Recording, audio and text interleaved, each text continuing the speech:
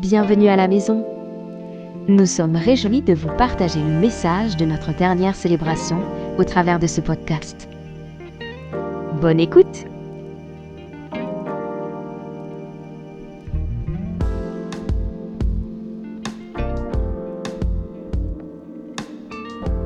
Les actions découlent en fait des 4 valeurs qu'on a vues précédemment.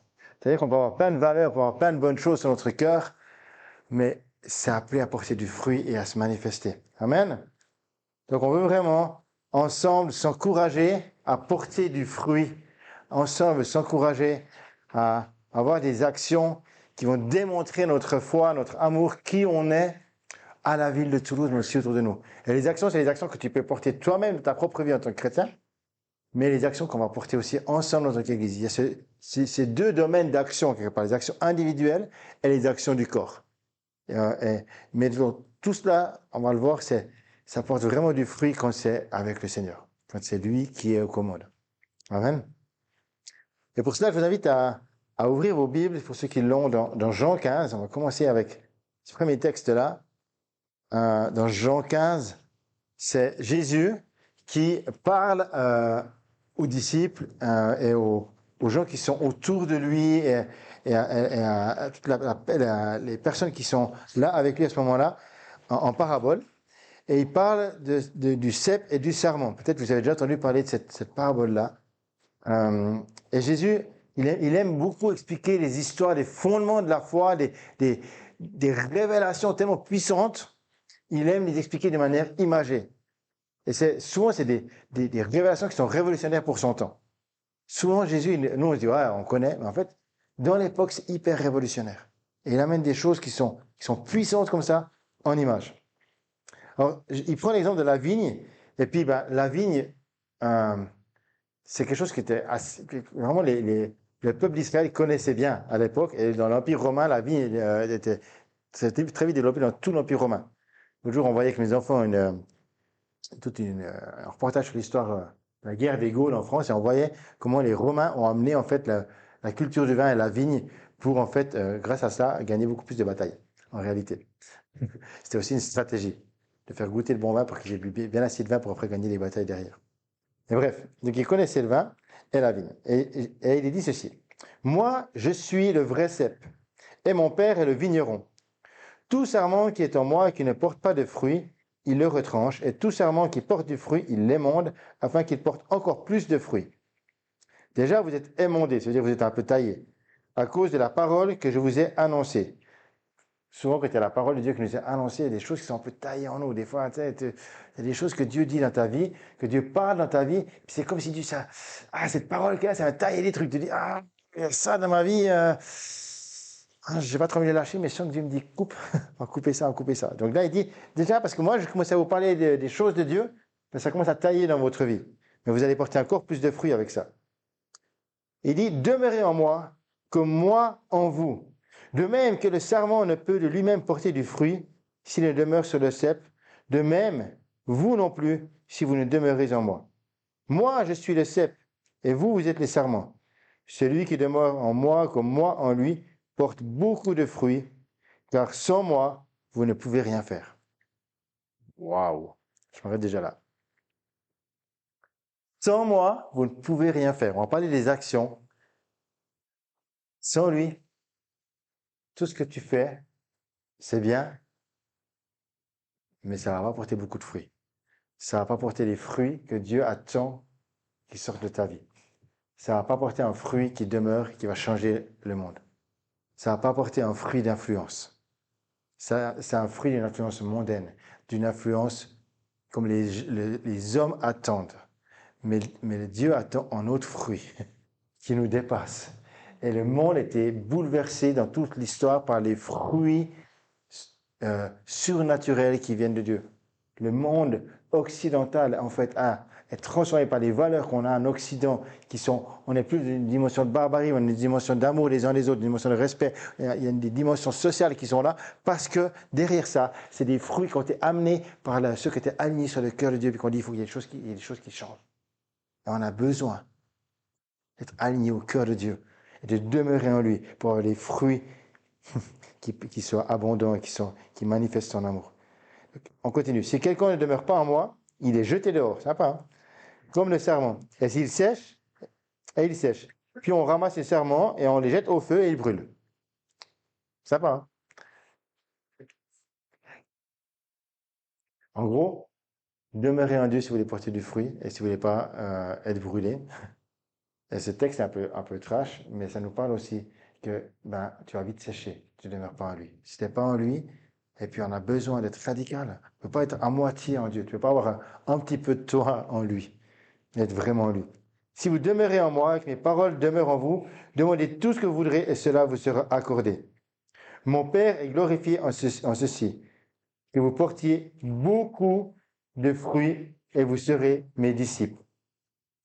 Comme le Père m'a aimé, moi aussi je vous ai aimé. Demeurez de mon amour. Demeurez de mon amour. Comme le Père m'a aimé, je vous ai aimé. Alors demeurez de mon amour. Et là, vous porterez beaucoup de fruits. Et si vous gardez mes commandements, vous demeurez de mon amour. Comme j'ai gardé les commandements de mon Père et que je demeure de son amour. Je vous ai parlé ainsi afin que ma joie soit en vous et que votre joie soit complète. Voici mon commandement. Aimez-vous les uns les autres comme je vous ai aimé. Il n'y a pour personne de plus grand amour que de donner sa vie pour ses amis. Vous êtes mes amis si vous faites ce que je vous commande. Je vous appelle plus serviteur parce que le serviteur ne sait pas ce que fait son maître. Mais je vous appelle ami parce que tout ce que j'ai appris du Père, je vous l'ai fait connaître. Ce n'est pas vous qui m'avez choisi, mais moi, je vous ai choisi, je vous ai établi afin que vous alliez et que vous portiez du fruit et que votre fruit demeure. Parce que tout ce que vous demanderez au Père en mon nom, il vous le donne. Ce que je vous commande, c'est de vous aimer les uns les autres. On va pas pouvoir tout voir sur ce texte, il y a tellement de perles dans ce texte. Mais ce qui est central dans notre vie de fils et de filles de Dieu, qui doit manifester en fruit des actions qui bouleversent le monde, c'est l'amour. C'est l'amour. Pour ça, si vous voulez écouter des excellentes prédications sur l'amour, on a un expert avec Nicolas. C'est un amoureux. Mais tout découle de l'amour. Tout découle de l'amour que Dieu a pour nous et que nous avons pour lui. Et que nous avons les uns pour les autres. Mais tu ne peux pas aimer les autres comme Christ les aime si tu n'aimes pas Christ. Tu ne peux pas aimer les autres si tu crois juste en Dieu mais que tu n'as pas une relation d'amour transformée avec lui. Et l'amour qu'on a avec lui, l'adoration, le temps qu'on passe avec lui, à découvrir combien il est bon, combien il nous aime, ça transforme tellement notre vie que cet amour-là qui vient en toi, il est contagieux et il bouleverse ceux qui sont autour de toi. C'est des fruits de l'amour. Verset 4. On l'a vu avant, demeurez en moi et je demeurerai en vous. Donc, c'est pas juste de passage chez Dieu, quoi. C'est juste un petit passage, puis je dis bonjour. Non, c'est demeurer. Je fais ma demeure en Dieu et il demeure en moi. Demeurer en lui. Et puis, il est dit aussi dans au verset 7 qu'il répond à nos demandes, à nos attentes, dans la mesure où on demeure en lui. Quand on demeure en lui, nos envies, nos souhaits s'alignent sur le cœur de Dieu.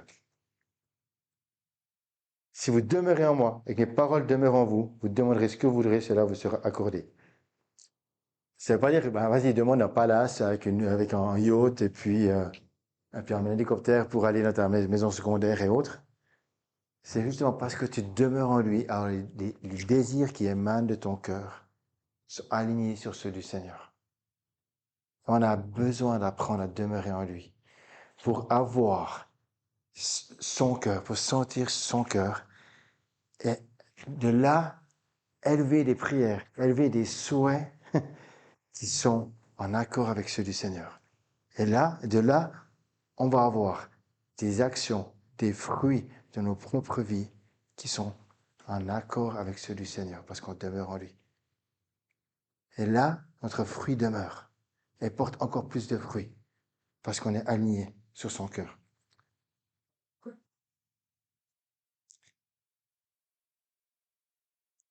Il est dit, ce qui manifeste la gloire de mon Père, c'est que vous portiez beaucoup de fruits. Vous serez alors vraiment mes disciples. Waouh! Donc le disciple, c'est pas juste celui qui suit son maître, mais c'est celui qui porte du fruit. C'est ça un vrai disciple. C'est là qu'il manifeste le cœur de son maître. Et tout comme le Père m'a aimé, moi aussi je vous ai aimé, demeurez dans mon amour. Donc vraiment cette dimension, demeurer dans l'amour. Demeurer dans l'amour, demeurer dans l'amour. C'est la conséquence. Et en plus, le texte va même plus loin parce qu'il dit que la conséquence de demeurer dans son amour, c'est quoi la conséquence dans le texte qu'on a vu? C'est, qu'est-ce qu'on a vu? La joie. La joie. Allez, on va le redire. C'est au verset 10. Non, verset 11. Ça. Ouais, ça. Je vous ai parlé ainsi afin que ma joie soit en vous et que votre joie soit complète ou parfaite dans certaines traductions. Et Dieu nous parle comme ça, il nous dit, mais parce que vous m'aimez, alors parce que vous m'aimez, vous êtes alignés sur mes commandements. Puis les commandements de Dieu, c'est pas quelque chose qui doit être difficile, c'est parce que on est tellement dans l'amour, on sait que c'est bon, parce qu'il a pour nous, c'est bon. C'est pas des commandements légalistes, c'est des commandements d'amour. C'est des commandements de grâce. Le plus grand des commandements, c'est d'aimer Dieu et de s'aimer les uns les autres. Et à partir du moment qu'on fait ça, waouh, il y a une joie qu'elle a. Est-ce que vous n'êtes pas dans la joie quand tu vois quelqu'un qui est transformé? Tout à l'heure, Pauline disait, moi j'aime trop quand il y a les baptêmes. C'est vrai, c'est des jours de joie. On se réjouit, on aura un baptême en février bientôt, et puis il y aura des baptêmes encore en avril. C'est ça, les amis. On est dans la joie, mais la joie, elle coule de l'amour de Dieu. Et on veut des actions dans la joie. Amen. Alors, j'avance un peu, parce que sinon le temps passe trop vite.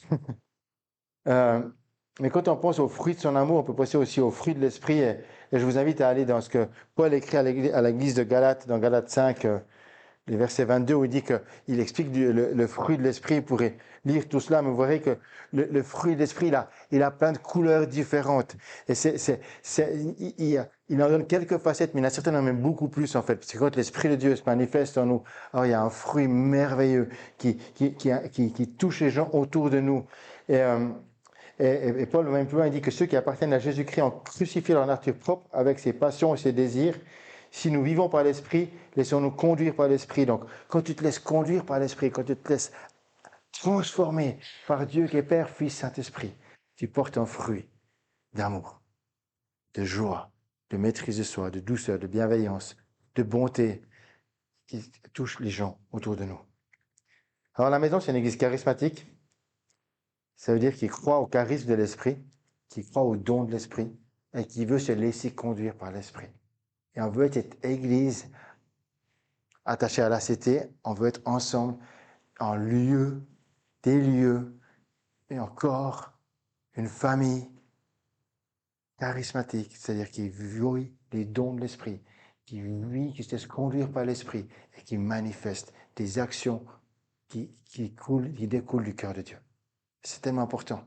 Et c'est ce qu'on a appelé à vivre. Amen. Le dernier verset que j'ai lu aujourd'hui, l'avant-dernier, le verset 16 nous dit ceci: ce n'est pas vous qui m'avez choisi, mais je vous ai choisi. Je vous ai établi afin que vous portiez du fruit, que votre fruit demeure, pour que tout ce que vous demanderez au Père en mon nom, il vous le donne. Dieu t'a choisi. Et dis à ton voisin, Dieu t'a choisi. Dieu t'a choisi. Hilary, Dieu t'a choisi. C'est vrai, Anto aussi, Dieu t'a choisi pour que tu restes à Toulouse.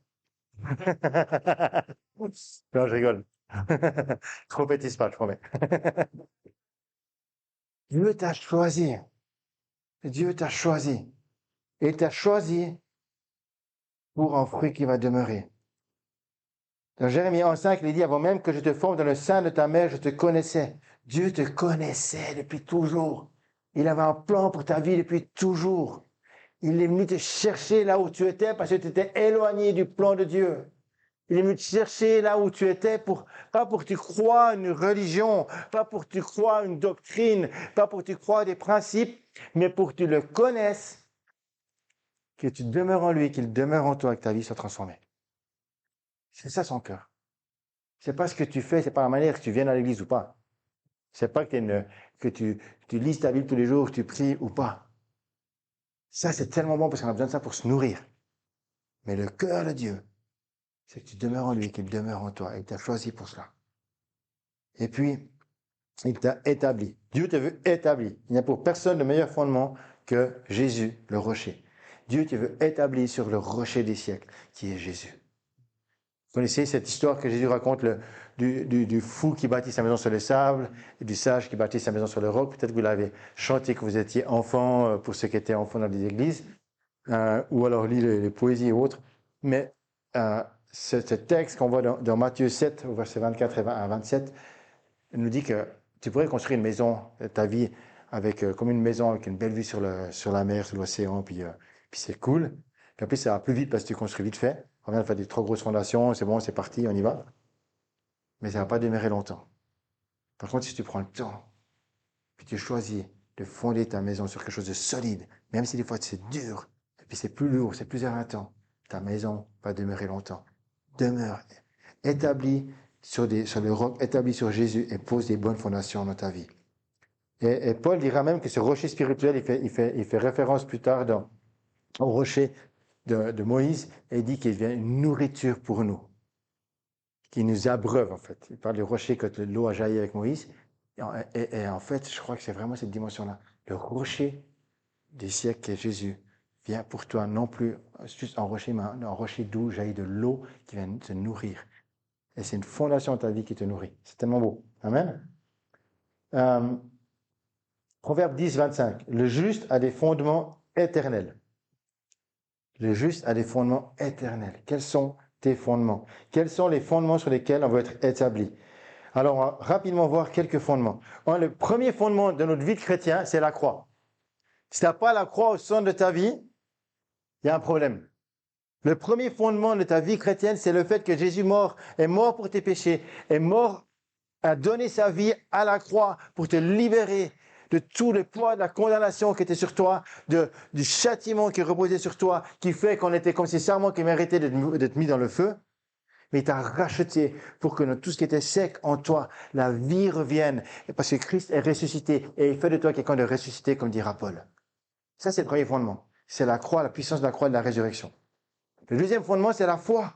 Apprendre à marcher par la foi et non par la vue. À 4 reprises, il est écrit, le juste vivra par la foi. Est-ce que tu marches par la foi? Est-ce que tu marches par la foi? À 4 reprises, on voit ça. Le juste vivra par la foi. Entre autres, de Romains 1, versets 16 à 17. Car je n'ai point honte de l'évangile, c'est une puissance de Dieu pour le salut de quiconque croit, du juif premièrement, puis du grec. Car c'est en lui qu'est révélée la justice de Dieu, par la foi et pour la foi, selon qu'il est écrit, le juste vivra par la foi. Alors, on pourrait mettre plein de fondements. Il y en a plein, puis il y a plein de listes de fondements différents de la foi. Mais il y a aussi le baptême d'eau. C'est le signe du fait que tu appartiens à Jésus, que tu donnes ta vie à Jésus, que tu as une nouvelle naissance en Jésus. C'est le signe que tu es passé de la mort à la vie. Il y a le baptême de l'Esprit. On a besoin d'être baptisé, renouvelé par le Saint-Esprit dans sa présence. Et puis Dieu nous a donné d'autres fondements dans nos vies aussi, d'autres fondements pour notre croissance. L'Église est un des fondements que Dieu nous a donnés. On a besoin les uns des autres. L'Église, c'est le corps de Christ. On a besoin de l'Église pour être ensemble. Sans l'Église, on ne pourra pas être très loin. Sans être ensemble, on ne peut pas être très loin. Et puis, il y a toute cette dimension aussi de l'implication, du service, de mettre en avant, d'où les actions qu'on va porter dans nos vies. Amen. Et puis, mon avant-dernier point, on voit dans ce verset, je t'ai établi afin que, et je reviens à ce que j'ai vu au début, afin que tu portes du fruit. Afin que tu portes du fruit. Jésus s'approcha et dit, non, je vais pas le faire, excusez-moi. Afin que tu portes du fruit. Et puis Dieu t'envoie, comme on l'a vu au tout début, porter du fruit qui demeure. C'est le fruit de son amour. Et je reviens à ce que je vous ai dit au début. Dieu t'a établi afin que tu portes du fruit. Il t'a pas établi pour que tu demeures assis là sur des fondements de bons chrétiens, puis que tu aies une bonne théologie, ou que tu suives des bons enseignements sur YouTube tous les jours, ou que tu lises des bons bouquins. Il t'a pas juste établi pour ça, pour ton confort personnel à toi. Il t'a établi afin que le monde voit. Il t'a établi, pas pour ton propre confort en lui, mais il t'a établi afin que le monde voit la gloire de Dieu. Et on est tous appelés à être en mission. La mission, c'est pas partir dans les pays étrangers, forcément. Ça commence chez ton voisin, ça commence sur ton lieu de travail, ça commence à côté de toi. On est tous appelés à porter du fruit. Et Je vous donne un petit témoignage. Moi, peut-être que vous le savez, mais avant d'être chrétien, j'étais très impliqué dans le comité de la fête de mon village en Suisse, c'était le carnaval, c'était une grosse fête. Et puis j'étais hyper impliqué là-dedans. Puis je bossais comme un fou pendant des mois et des mois, jusqu'à tard le soir pour ça. Puis quand je me suis converti, j'étais surpris du fait que les chrétiens, ils venaient juste à l'église, et puis c'était un peu, ils voulaient changer le monde, mais c'est pas grand-chose, quoi. À part avoir des grandes idées. Je dis, mais c'est pas possible, quoi. Il faut qu'on se bouge, quoi. Tu peux pas juste dire, on va faire des grandes choses, mais tu fais rien, quoi. Dans le monde, que tu n'es pas chrétien, on bossait comme des fous pour des orgies, des beuveries, quoi. Franchement, c'était ça, quoi. Puis nous, on fait rien. Genre, j'ai secoué un peu certains de mon groupe de jeunes, je dis, non, il faut qu'on se bouge, là. On peut pas juste dire, on fait une petite réunion de groupe de jeunes, on se retrouve, on a un temps de louange. On doit manifester la de Dieu, il faut qu'il y ait un changement. Or, ce qu'on a fait, c'est qu'on a fait un truc qui s'appelait Opération Sirop Fraise. Pendant le carnaval, on a ouvert le local de notre groupe de jeunes pour dire tous ceux qui veulent venir parce qu'il y avait plein de lieux dans le village, vous pouvez venir et puis c'est un lieu ouvert sans alcool. Et puis après, on a pris un autre lieu qui était plus près de la fête et puis il y en a plein qui venaient, faut dire bonjour, etc. Et puis j'ai vu des copains d'avant, etc. qui étaient là, qui étaient tellement dans de telles étapes. C'est en plein hiver, il y a la neige en Suisse, il fait froid. Puis ils dormaient à moitié dehors. Je leur ai dit, bon, viens, moi j'ai des matelas, j'ai commencé à les porter, on a trouvé une brouette pour mettre dans les brouettes, on les a amenés dormir sur les matelas, tout ça. Quoi, c'est le monde, hein. Et puis, ça allait comme ça, d'année en année, on a eu plein de matelas mis à disposition par la mairie. On avait un alcotest, que les gens pouvaient venir souffler dans l'alcotest avant de prendre le volant. Et puis on a commencé à prier pour les gens, on avait des guérisons miraculeuses. Et au fur et à mesure des années, c'est même le carnaval qui nous a mis à disposition en lieu, dans l'enceinte même de l'espace, et les gens venaient, parce que chez nous, il y a une telle paix qu'on sait qu'on repart, on est transformé. Et on a été présent. Après, on a commencé à faire d'autres actions dans la ville pour servir les gens. Puis de toutes ces actions qui sont là, il y a une chaîne de prière qui s'est mise en place, c'était marqué dans le journal, chaîne de prière, etc. Et tout ce groupe de jeunes qu'on a commencé à faire, on a juste planté des petites graines, on a planté des petits fruits. C'est mis à plusieurs, on a prié ensemble. Puis maintenant, c'est devenu une église. Puis une église qui a planté d'autres églises. Certains connaissent Kevin Roulin. Il était là. Moi, il m'a envoyé une photo, j'ai oublié, c'est moi qui l'ai baptisé. Et puis voilà, c'est une graine parmi d'autres que j'ai essayé de semer. Je ne savais pas ce que ça donnait. Puis maintenant, c'est un pasteur qui en plante d'autres églises. Et puis un groupe de jeunes qui enlève d'autres. Des fois, tu ne sais pas ce que tu fais. Tu fais des toutes petites choses. Mais ces choses-là, si tu te mets en mouvement, elles vont porter du fruit. Mais mets-toi en mouvement. Attends pas que les autres le fassent. On n'est pas là juste pour rester à attendre que les choses passent tout seul. En fruit, dans le fruit, il y a plein d'autres graines. Et toi, tu es le fruit de d'autres graines qu'on t'a plantées. Mais en toi, il y a plein de graines. Alors, ce fruit que tu es, il faut qu'il puisse semer d'autres graines. Tu es une graine, mais cette graine-là va pousser un arbre, puis cet arbre-là va te donner plein d'autres fruits. Et ça se multiplie, ça se multiplie. Tu sais pas ce qui se passe. Il y a un jeune que j'ai baptisé aussi que j'étais pasteur en Suisse, et puis que j'ai accompagné. Il fumait des joints, il y a plein de trucs qui n'allaient pas dans sa vie, il y a plein de problèmes. Puis maintenant, il est pasteur d'une grande église à Genève. Et puis là aussi, il y a plein de gens qui viennent au Seigneur voir son ministère. J'aurais jamais imaginé ça à l'époque. Je sais pas ce qui se passe. Mais juste parce que tu témoignes, parce que tu manifestes l'amour de Dieu à quelqu'un. Moi, je me réjouis de vous voir, vous, dans quelques années, ce que vous allez devenir, puis les fruits qui vont porter dans vos vies. Tu sais pas ce que tu veux faire de ta vie. Mets-toi en action. Attends pas que ça se passe tout seul. Bouge-toi. Bouge-toi. Mets-toi en action. 2 Pierre 2,19 nous dit que chacun est esclave de ce qui a triomphé de lui. Qu'est-ce qui a triomphé de toi? Cette semaine, j'écoutais une prédication d'un ami à Montréal sur le Shabbat et il témoignait que quand on fait le Shabbat, c'est important aussi de faire un Shabbat du téléphone. Est-ce qu'il n'a pas un peu de triomphé de nous, cet appareil? Qu'est-ce qui a triomphé de toi? Moi, je me rends compte que j'ai vraiment, là, je le confesse, un travail à faire sur moi-même, sur la dépendance que j'ai à ce truc-là. Qu'est-ce qui a triomphé de toi? Qu'est-ce qui a triomphé de toi? Ton confort, ton style de vie. Aujourd'hui il fait froid, je vais pas à l'église, vous êtes venus, vous êtes triomphé de froid. Bon, par rapport aux Suisses où c'est moins 20, où j'étais pasteur des fois en hiver, hein. Donc ça va. Voilà. Bon, c'est pas humide, la différence c'est plus sec, donc ça va. Déjà moins 20 à Toulouse, ça n'existe même pas en fait. Donc, qu'est-ce qui a triomphé de toi? Moi, je vous encourage à laisser Christ triompher de vos vies. Donc, j'arrive à la conclusion. Nos valeurs, c'est porter des actions. ces actions viennent de l'amour de Dieu. Quelles sont les actions que tu veux libérer dans ta vie? Quels sont les fruits qui sont appelés à sortir de ta vie? Et j'aimerais nous encourager, vous encourager pendant les semaines qui viennent à réfléchir à cela.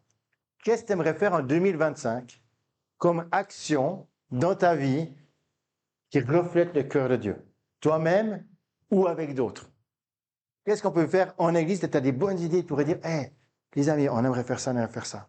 Ensemble, j'ai cette idée-là. Ou peut-être tu dis, tout ça, j'aimerais faire ça. Mais déjà, une chose, si vous regardez dans la Bible, Jésus envoyait toujours ses disciples 2 par 2, minimum. Des fois même, quand il était passé, il a pris 70 autres, il a dit, allez, je vous envoie, il faut du monde, etc. Mais jamais tout seul. Tu ne t'envoies pas tout seul au casse-pipe, fais pas n'importe quoi. Moi, au début de ma conversion, j'ai voulu aller au carnaval terminer tout seul.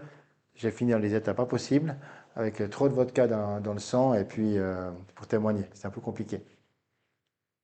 Vas-y pas tout seul, fais pas n'importe quoi. Dieu est avec toi. Mais tu as besoin de frères et sœurs avec toi. Mais quelles sont ces actions que tu veux porter dans ta vie?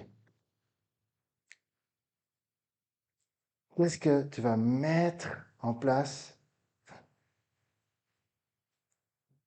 Qu'est-ce qui brûle en toi et de quoi tu dois te séparer pour que ça porte du fruit? Vraiment. Je vous invite à travailler là-dessus, à y réfléchir. Je vous donne cette pensée. Je ne sais plus qui c'est que j'ai une note que j'avais prise dans Prédicateur, mais je ne sais plus de qui, c'est égal. Mais il dit ceci. Il dit ceci. Tes pensées vont influencer tes émotions. Et ces émotions vont te donner ou vont influencer les choix, les options qui sont dans ta vie. Puis, ces choix vont avoir un impact sur les actions que tu vas poser. Et ces actions vont avoir un impact vont avoir des conséquences dans ta vie. Et ça va donc impacter ta destinée.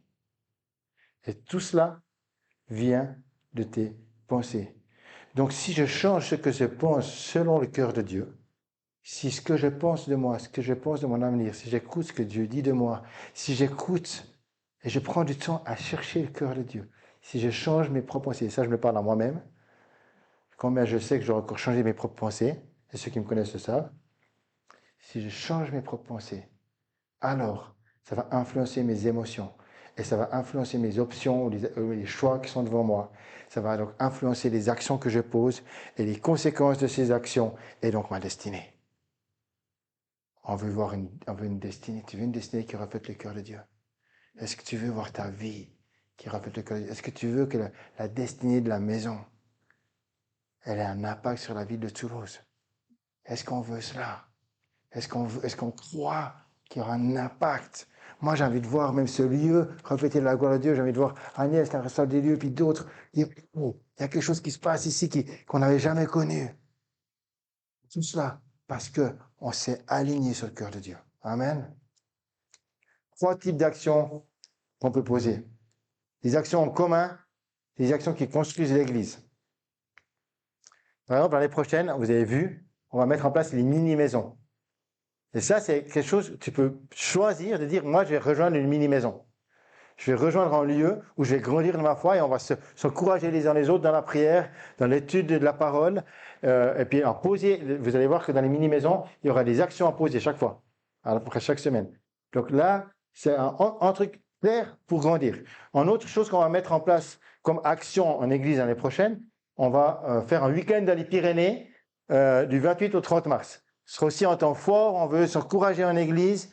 Vous pouvez noter ça dans vos agendas, ce sera quelque chose pour aussi grandir en église. Mais aussi de là, on croit que ça va faire naître des projets. J'ai des envie d'aller plus loin. Et puis, on va vivre en camp d'église, en summer camp cet été. Vous avez vu peut-être dans les groupes WhatsApp, je vous invite à répondre au formulaire. Comme ça, on pourra voir quel type de summer camp on va vivre, ces détentes, ces missions. Qu'est-ce qui est le mieux de vivre? Mais on a envie de vivre quelque chose qui non seulement nous soude ensemble, mais nous permet aussi de poser des actions d'influence durant l'été, mais aussi sur toute l'année. Et puis, d'autres types d'actions que vous pouvez poser, ça peut être des services à la ville. Et là, je pense à Léon qui font les sorties, Chiara et d'autres qui font les sorties d'évangélisation aussi avec Charles. Vous avez fait des maraudes. Ça, c'est des actions concrètes. Les maraudes, l'évangélisation, des choses comme ça, qu'on peut vivre et que je vous encourage à vivre avec le Centre Goshen, vous pouvez venir vers Léon si vous avez des questions. Puis il y a d'autres projets qui sont là sur le cœur de plusieurs. Alors, quelles sont ces actions? Quels sont ces projets? Travaille là-dessus. Et puis aussi, tu peux décider de venir servir comme bénévole au Lexington Café. On est d'accord? Euh, on a besoin de plus de bénévoles. J'en parlais hier encore avec Annika, pardon. Si on a plus de bénévoles, on pourrait ouvrir plus tard. Ce serait vraiment en plus de pouvoir ouvrir jusqu'à un peu plus tard en fin de journée. Et peut-être c'est aussi un lieu où tu peux dire, moi je sers, puis j'ai des contacts avec les gens de l'extérieur. Et franchement, c'est tellement bon, les contacts qu'on peut avoir avec les gens de l'extérieur qui viennent juste là au Lexington Café, et c'est un lieu qui brille. Et puis, on veut avoir des manifestations du royaume de Dieu par le surnaturel. Moi, je crois qu'on va avoir plus de guérison, plus de vies impactées, plus de paroles prophétiques. Moi, je crois aussi qu'on peut faire... J'ai plein d'idées sur mon cœur, vous me connaissez, moi j'ai 20 000 idées à l'heure. Mais j'ai envie qu'on puisse avoir des formations prophétiques, qu'on puisse vous encourager à grandir dans la connaissance du cœur de Dieu. Il y a Yuan qui a plein de clés pour comprendre les rêves et interpréter les rêves. Quoi. On a tous plein de clés. Après, on n'a pas un agenda à rallonge. Mais il y a des choses qu'on peut s'encourager les uns les autres. Puis dire, hey, tu peux m'aider à faire ça. L'autre jour, il y a quelqu'un qui est venu vers Yuan qui a dit, j'ai fait un rêve. Est-ce que tu peux m'expliquer comment interpréter ce rêve? Voilà. Mais on a besoin de grandir ensemble dans le surnaturel. Amen. Je vous laisse avec ce verset. Et après, j'aimerais prier. Éphésiens 5, 14. C'est pourquoi il est dit, réveille-toi, toi qui dors. Relève-toi d'entre les morts et Christ t'éclairera. J'aime tellement ce verset. Relève-toi, toi qui dors. Réveille-toi d'entre les morts et Christ t'éclairera. Ce que j'aime, c'est l'ordre de ce verset-là. Alors, il y a tout un contexte, c'est autour, mais je passe le contexte. Mais j'aime cela, pourquoi? Parce qu'il est dit, parce que tu te relèves, Christ t'éclairera. Et nous, on attend que Christ nous éclaire pour qu'on se réveille. Hey, réveille-toi! Je sais qu'il fait froid, c'est tard le soir, mais Christ va t'éclairer. Alors réveille-toi, lève-toi. Comme je disais tout à l'heure, dans le monde, les gens le font assez. Il y a assez de gens qui se lèvent dans le monde. Moi, je veux dire, j'ai toujours la peine avec toutes ces excuses ah, mais je peux pas, je suis fatigué, je peux pas parce que demain, j'ai ci, j'ai cela. Purée, si tu veux voir quelque chose, elle bouge avec Dieu ou pas? Si tu veux voir quelque chose, elle bouge avec Dieu, ben, lève-toi. Puis Dieu va te renouveler, va t'encourager. Il ne faut pas aller à l'épuisement non plus, on est bien d'accord. Mais il faut aussi des fois mettre les bonnes priorités au bon endroit. J'aimerais vous inviter à la prière. Amen. Mais avant cela, j'avais juste cette pensée, en préparant ce message, j'avais vraiment cette impression que c'était comme si Dieu voulait dire à plusieurs, mais je crois que les personnes qui ne sont pas là, peut-être c'est quelqu'un qui écoute le podcast, j'ai mis en toi des graines que tu ne connais même pas. J'ai mis en toi des graines que tu n'imagines même pas. Est-ce que tu es prêt que je les arrose? Est-ce que tu es prêt que je les arrose par mon esprit? Est-ce que tu es prêt à accueillir ce que moi je vais mettre en toi pour que cette graine soit arrosée et mise dans une bonne terre? J'avais vraiment cette pensée-là. Et puis j'avais une autre pensée, c'était comme si vous êtes appelés à vous encourager les uns les autres, à vivre l'Église, cette dimension-là, à vous encourager, à vous bénir les uns les autres. En France, on est super bon pour avoir plutôt des paroles de critique. Bon, la Bible, elle nous dit dans les Proverbes, ne vous mêlez pas à ces paroles querelleuses. Mais au contraire, il y a des paroles bénissantes. Et je crois qu'on a appelé à avoir des paroles qui s'encouragent. Encourage l'autre. Hey, en toi, j'ai vu quelque chose de bon, j'aimerais t'encourager. Mets-toi en action, mets-toi en mouvement avec ce qui est en toi. J'ai envie de t'encourager à apporter du fruit. Je veux être avec toi, je veux te soutenir. Et encourageons-nous les uns les autres. Encourageons-nous les uns les autres à apporter du fruit. Amen.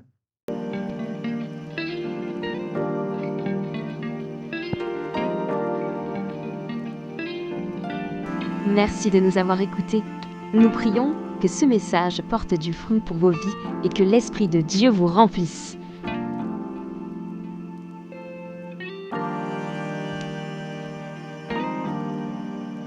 Si vous souhaitez participer à l'une de nos activités au Lexington Café, dans les maisons ou à nos célébrations du dimanche soir, n'hésitez pas à nous contacter sur égliselamaison.fr ou via les réseaux sociaux. À bientôt, à la maison.